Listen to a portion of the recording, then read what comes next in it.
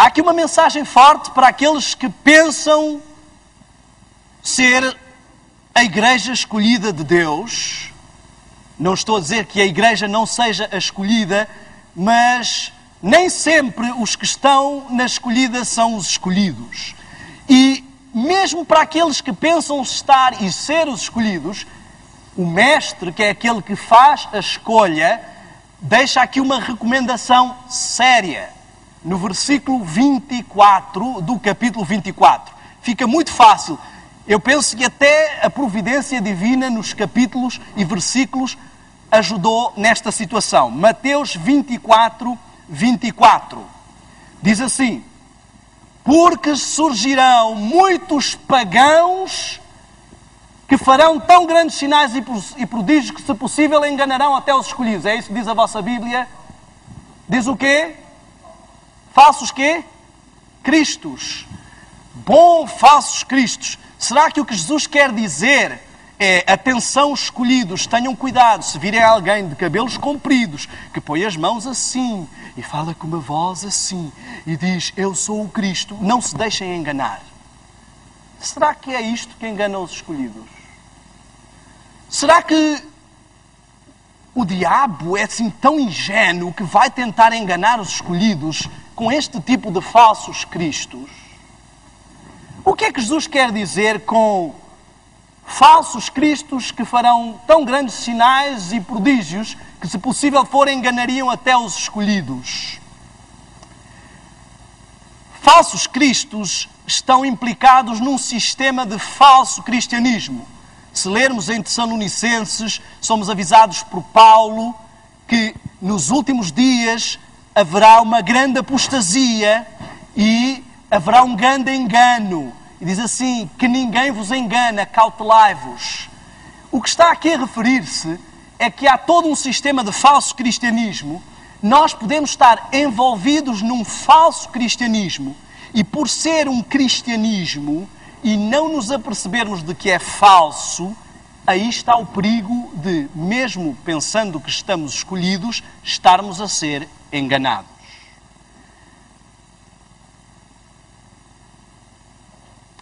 Quem quer aqui ser enganado? Posso ver as mãos? Quer ser enganado? Não. Eu pus na positiva. Se alguém aqui quer ser enganado.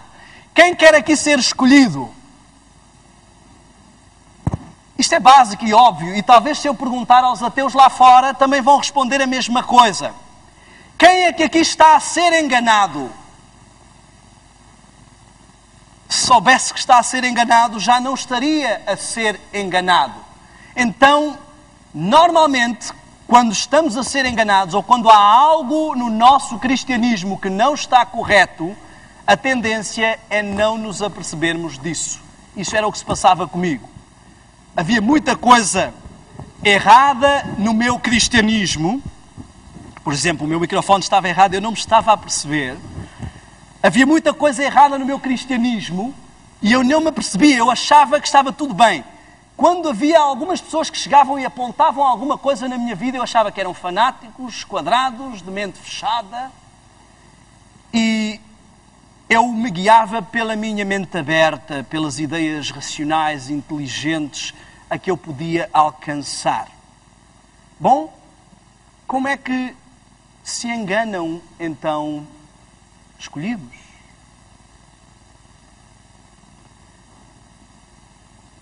Escolhidos podem ser enganados com o paganismo, com o mundanismo. Se eu chegar a alguém e apresentar coisas que são do mundo, que não são da igreja, eu vou enganar mais facilmente essa pessoa com essas coisas, ou se eu lhe apresentar coisas aparentemente inofensivas ou religiosas, que não se apercebe onde está o erro. Muitas pessoas têm a tendência a dizer: não, virão falsos cristos, quando vier Satanás como anticristo, nós já sabemos que não é Cristo. Sabem porquê? Porquê é que vamos saber que é Satanás e que não é Cristo? Vai pisar na terra. E todos estão tranquilos. Não vamos ser enganados porque sabemos que ele vai pisar na terra. Este é o meu pé direito. Vamos dizer que este é o chão. E eu queria fazer uma experiência bem simples. Eu queria que vocês me dissessem quando é que o meu pé direito, apesar do sapato, está a tocar no chão ou não. Estou a tocar com o pé direito no chão? Sim ou não? E agora? Não? Sim ou não? Estão a ter dificuldade? E agora? Está a tocar ou não? Estão a dormir já? Não ouço respostas. Sim ou não? Obrigado. E agora? Isto é extraordinariamente difícil e perigosíssimo para enganar os escolhidos. Vocês tiveram muita dificuldade em saber se eu estava com o pé no chão ou não, não é?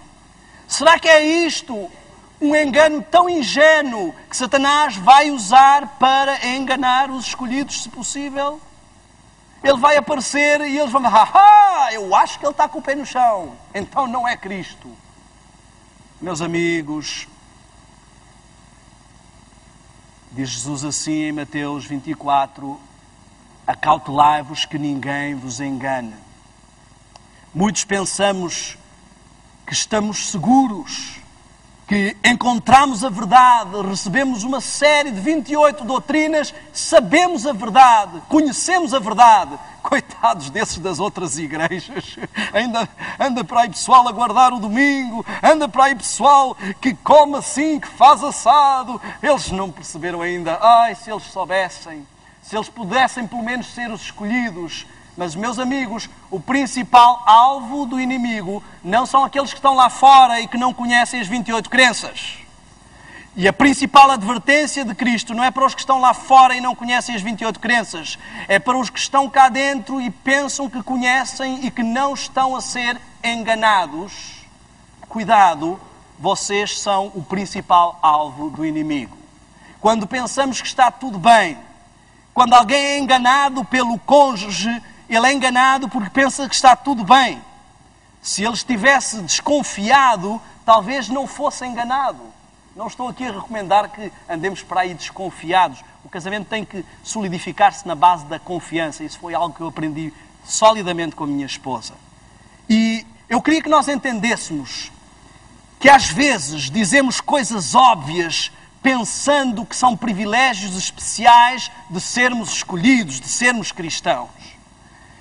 Falamos sobre os sinais.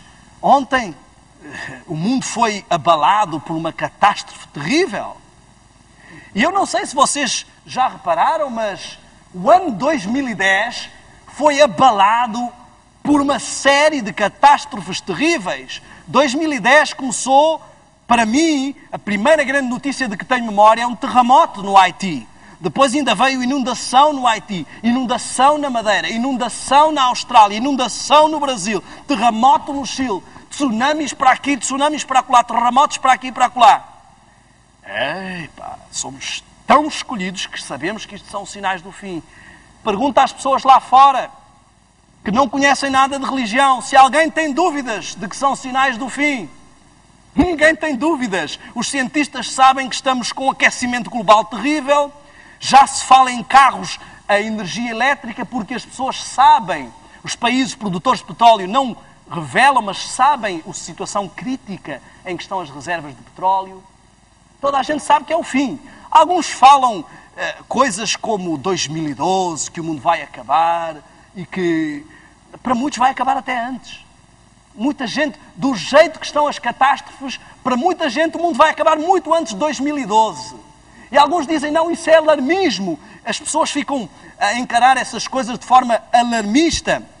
Mas eu queria que entendêssemos que, independentemente do alarmismo, além de Portugal estar numa fenda tectónica, além de já termos histórias de tsunamis no nosso passado, no fundo, o terremoto de Lisboa foi um maremoto com tsunami, além de todas estas possibilidades, não há neste mundo nenhum país que não seja hoje uma potencial vítima de catástrofe. E a mais que não fosse, mesmo que isso não anunciasse a vinda iminente de Cristo, isso deveria colocar-nos a todos em alerta. Eu saí de Portugal há 7 anos e 7 anos atrás, quando eu saí, as temperaturas não estavam como estavam, ou como estão, melhor dizendo, as chuvas e os calores, e isso é um fenómeno mundial. Quando no hemisfério norte é inverno, no hemisfério sul é verão. E, interessantemente, os climas ao virmos do Brasil, nós tomamos essa noção dessa situação. Os climas são um pouco polarizados em oposto. Quando é inverno aqui, é quando temos muitas chuvadas. Mas as chuvadas no Brasil são no verão. Quando é verão aqui, é quando temos muitas secas. Mas as secas no Brasil são no inverno. Então, o que acontece com o nosso planeta é isto. Seca global, depois muda a estação, inundação global. Isto é o que está a acontecer. Cada vez mais polarizados, mais intensos e mais extremistas. Os calores, os frios e as temperaturas. Vamos ficar alarmados? Amigos, não é esse o meu objetivo esta manhã. O meu objetivo apenas em falar disto é dizer que não pense que você é mais escolhido que os outros só porque já se apercebeu que o mundo está numa situação catastrófica, porque isso é o óbvio para qualquer ateu, para qualquer pessoa que não percebe nada de religião. Como é que se enganam os escolhidos? Volto a perguntar. Bom, talvez fosse bom contextualizar um pouco a história e ver como é que os outros escolhidos foram enganados. Israel era o povo escolhido de Deus. Conheciam todas as 28 crenças da altura. Tinham todas as profecias quanto à vinda do Messias.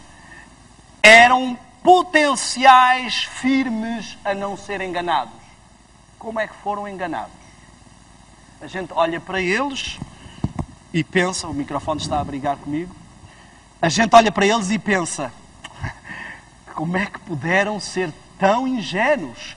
Com tantos milagres que Deus fez, com tantas coisas que viram e mesmo assim se perderam. Bom, nós temos vários exemplos e se analisarmos rapidamente vamos entender como é que eles foram enganados.